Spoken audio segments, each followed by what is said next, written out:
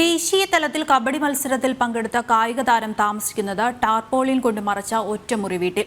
Sports കൗൺസിലിന് കീഴിൽ പരിശീലനം നടത്തുന്ന വർക്കല സ്വദേശിനി ആര്യയാണ് ദുരിത ജീവിതം അനുഭവിക്കുന്നത്.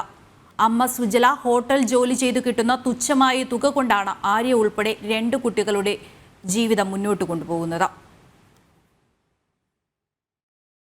ദേശീയ തലത്തിൽ കബഡി മത്സരത്തിൽ പങ്കെടുത്ത ഭാവിയുടെ വാഗ്ദാനമായ താരമാണ് ടാർപോളിൻ വലിച്ചു കെട്ടിയ ഒറ്റമുറി വീട്ടിൽ ജീവിതം തള്ളി നീക്കുന്നത്.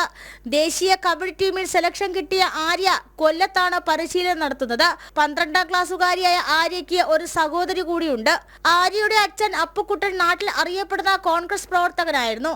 അപ്പുക്കുട്ടന്റെ മരണശേഷം ഭാവിയുടെ വാഗ്ദാനമായ മകൾക്ക് സഹായമായി ഒരു കോൺഗ്രസ് പ്രവർത്തകർ പോലും തിരിഞ്ഞു നോക്കിയിട്ടില്ല എന്നാണ് അമ്മ സുധ പറയുന്നത്. ഞങ്ങൾക്കെന്ന് പറഞ്ഞാൽ നിത്യവൃത്തിക്ക് പോലും വളരെ ബുദ്ധിമുട്ടിയാണ് കാര്യങ്ങൾ നടന്നു പോകുന്നത്. ഞാൻ പല വീട്ടുകളിലും പല സ്ഥലങ്ങളിലും പോയി കൂലിപ്പണി ചെയ്തും ആണ് എൻ്റെ മക്കളെ വളർത്തുന്നത്.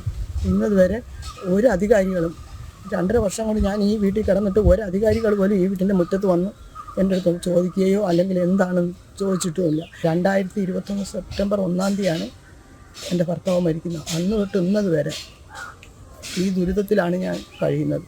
കാര്യം എന്ന് പറഞ്ഞാൽ ഉണ്ടായിരുന്നൊരു വസ്തു വിറ്റ് അന്നും പല രാഷ്ട്രീയക്കാരും അതിന് കൈപ്പറ്റിയിട്ടുമുണ്ട്. ആ പൈസകൾ തരാമെന്ന് പറഞ്ഞ് വാങ്ങിച്ചുകൊണ്ട് പോയിട്ട് ആ പൈസകൾ തരാത്ത പലരും ഇന്നും കോൺഗ്രസിനകത്തുണ്ട്. അച്ഛന്റെ മരണത്തോടെയാണ് കുടുംബം ദുരിതത്തിലേക്ക് തള്ളപ്പെട്ടത്. രാത്രിയായി കഴിഞ്ഞാൽ തെരുവ് നായ്ക്കളുടെയും ഇഴജന്തുക്കളുടെയും ശല്യം രൂക്ഷമാണ്. ജീവൻ പണയം വെച്ചാണ് 2 പെൺകുഞ്ഞുങ്ങളുമായി അമ്മ ഈ കുടിലിൽ കഴിയുന്നത്. തദ്ദേശ സ്ഥാപനത്തിൽ നിന്നോ സർക്കാരിൽ നിന്നോ ഇതുവരെ യാതൊരു ആനുകൂല്യം ഈ കുടുംബത്തിന് ലഭിച്ചിട്ടില്ല. ജനം, തിരുവനന്തപുരം.